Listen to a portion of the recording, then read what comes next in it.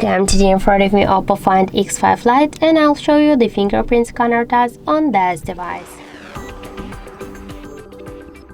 So I just set up my fingerprint here to the scanner a couple of minutes ago, and now I'll make a couple of tries to unlock the device with my fingerprint, and we'll see how fast this feature is and does it works.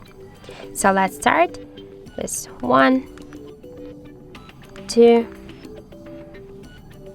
3, 4, 5. So as we can see, the fingerprint scanner works here so fast. The fingerprint unlock method, we can unlock the device just less than in 1 second. This is the really good result, and just I suggest you to try this unlock method. You should just hold for a while this scanner here, because if you will just make it by this way with a simple touch, you have no chance to unlock the smartphone.